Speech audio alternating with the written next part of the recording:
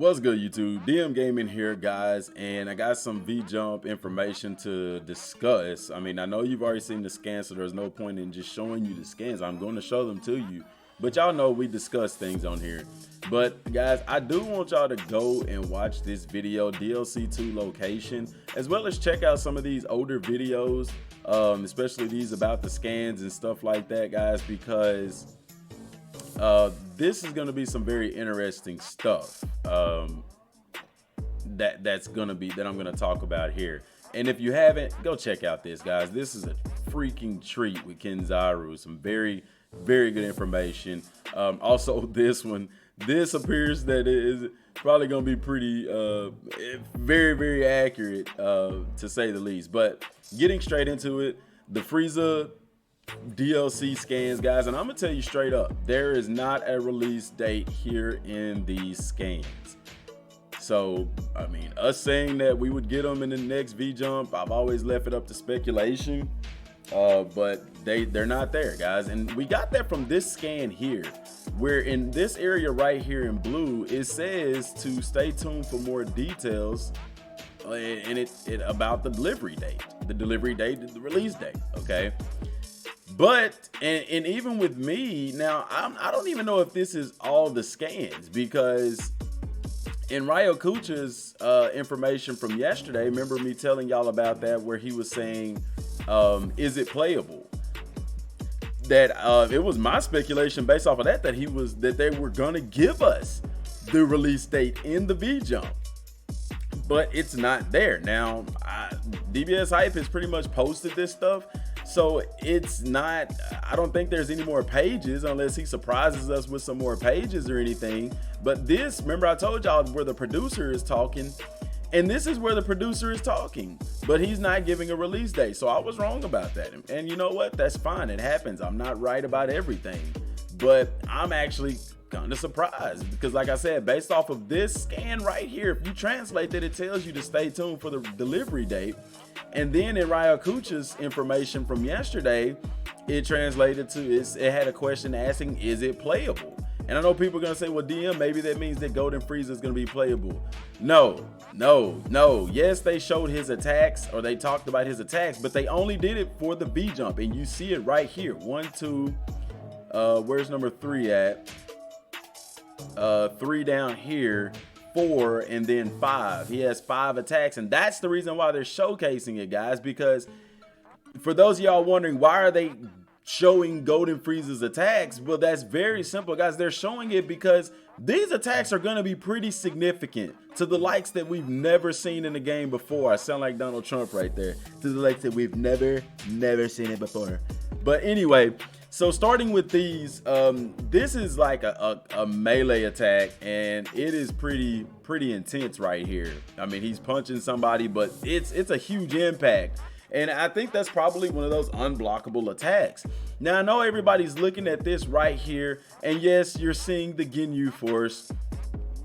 And people are wondering, what about the other guys? Sorbet, Togama, those guys. I don't know. Maybe that's why we're not getting that surprise attack, because they're not there. Guys, you have to understand this. This is an original episode. In the same way that they did with the first DLC by giving Vegeta Super Saiyan God and also adding Trunks in the ritual, it appears, and we've talked about this as well, that what are they going to do different? I've said that many times. They did something different in the first DLC. What are they going to do different in this one? And it appears that they're bringing back the entire Ginyu Force. Why they are doing this, I have no clue. Dragon Ball, like Kenzaru talked about, Dragon Ball Z Kakarot is basically its own timeline, its original content. And the way that Kenzaru explained it is because Dragon Ball Super started without a manga. It started in the anime. There in Toriyama and them, they gave outlines for Dragon Ball Super, but they never in print just wrote out everything that was supposed to be. So the manga has its own adaptation, the anime has its own adaptation, and what we're seeing right now is Dragon Ball Z Kakarot doing its own adaptation of the Super content by having the Ginyu Force and guys like that in here. I'm just gonna try to zoom in here so that we can kind of get a closer look. Now, when those HD images come out, we'll be able to see those a lot better. Okay, so you still have that same area. You see the palm trees in the back. You see the Frieza army back there. But look who you see right here. You see Piccolo. Yes, guys, Piccolo is here. Now, it's very interesting because these scans translate, and it's saying something along the lines of that you can continue the sub-story, this sub-story through the main story. It's very weird wording, and it would lead you to believe that they're going to basically pick up where they left off as far as Frieza is concerned with the Ginyu Force and stuff like that. But this is really interesting, guys, because those of you who speculated, I myself, I didn't see us having support characters in here, but apparently that's not so much the case. Piccolo is standing right there. You can clearly see that is Piccolo, and he's looking at the Frieza Force. So it's basically the Frieza Saga Part 2, if you will. Now, I don't know, I don't expect Gohan's tracksuit uniform or even Master Roshi, but we probably will be able to use Gohan and Piccolo. Now, it's not saying anything as far as support characters or even being able to have new ones or play with them, but clearly this is a sub quest that's going on here with Piccolo.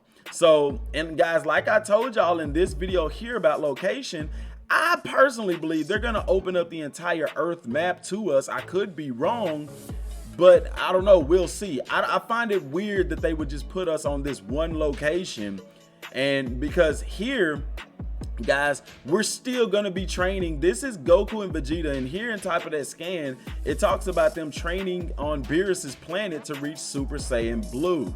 So we know we're gonna have access to Beerus's planet, so there has to be some portal, some way to get there. And my speculation in this video about DLC locations, in this video here, was that whenever we go to Earth, because it talks about it being on Earth, so I think we're gonna be able to access Beerus's planet in DLC 1 through off-planet location in DLC 2, but that's yet to be seen. But guys, rejoice, because there are gonna be some things with the support characters in this.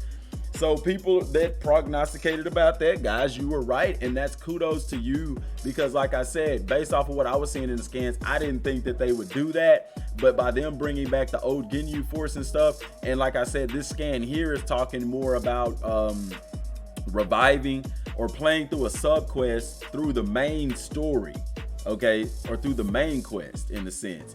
Now, I can't make out what this scan is saying here. It's too blurry. The scan is too small. We get the HD images, we will. But it does, from what I've read and made out, it's talking about the Ginyu Force. It's just talking about the Ginyu Forces back. And you can clearly see Birder, Raccoon, Joyce, Gildo, and Cotton Ginyu right there. And then they're facing off against Piccolo. You can see Frieza's army in the background as well. So maybe that's going to be a sub story where we fight with a support character similar to what actually happened in the movie and in the anime, and we'll be able to fight against them. And then after that, it's going to be a sub story. I don't think it's going to be part of the main story. It's going to be a sub quest, if you will. And then Goku and Vegeta obviously show up here, and you can see that in these scans here. I'm going to slide this over here. So here, like I said, Goku and Vegeta are starting out training on Beerus's planet, and that's where they access Super Saiyan Blue. We speculated about that. We were right about that. Now we get into Frieza's attacks, and this one is a laser beam. And guys, if you notice, they're tracking. And what it looks like is they're able to reflect and bounce off of surfaces. So that's very interesting. I don't know if they track or if they... Now this would be cool if they not only track, but whenever they hit a surface, that they bounce off and continue to track you. That would make that very challenging. And then right here, we see his edge move that we see in Xenoverse as well, that Just Saying even talked about, where it's a ground slice. This is Frieza right here doing an attack. And I know you see Frieza from this viewpoint, guys, but he's not playable, okay? We've seen Beerus from that same viewpoint. They took that screenshot for the game purposes, guys. Y'all know how it is. We've seen it all through Kakarot's history, where we see that them showing the enemy in this position. He's not playable, guys, because that's Vegeta there. But you can see that move there, and apparently this is a move that goes vertical, okay? So for those of us who fly in the air and try to get away and get high, this move can reach you. Just know that. All right, number 4, we see his to me, his main attack, the death ball, the ball destruction, whatever you want to call it. And I'm more than certain that this is going to track us. This is going to be a trackable attack. You see Vegeta bracing for impact there. And then over here, you see Frieza firing. Looks like more beams. No, that's his death saucer. That's his, the death saucer or whatever, the destructo disc of sorts, the golden death saucer. And that's what these things are talking about. These are given the names of it. That's what we've seen in Ryokuchi's V-Jump leaks. This is going to give us information on what it does. And like I said, you can't make it out here, but once those HD images come out, we'll be able to make those out. So that's cool. And then here, number 5 is that melee attack I was telling y'all about that looks pretty significant. That almost looks like a dragon back there. I don't know what that is. Almost, I thought it was like a dragon fist kind of thing. I don't know what Frieza's got going on there, but it's going to be lethal, guys. They're advertising these attacks because these attacks are going to be very, very significant, guys. They are going to be tough to get away from, tough to defend, and tough to overcome. And Beerus only had the orbs that track you, and he had that charge attack, and Beerus had his ball of destruction. So altogether, Beerus really had 2 really significant attacks that we had to overcome, because the other ones where he fired the little orbs, they didn't really do much. But Frieza has 5, guys. It's gonna be a tough fight, I promise you that.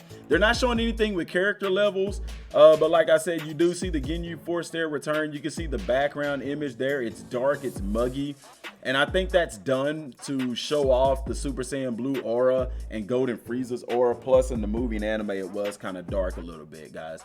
But like I said, once we get the HD images, this stuff down here doesn't say anything as far as release date. I'm not seeing anything at all. I'm staying tuned to that. Any information I get, guys, I will update y'all. We have a football game tonight, so if I update you, it will be on Twitter, so follow me on there.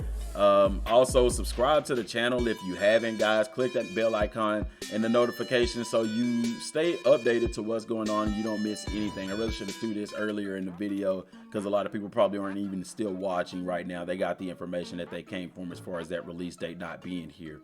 But any information I get, I'm going to update you guys in the community tab and places like that. So stay tuned for that. I'm just looking over this again, seeing if there's anything I missed.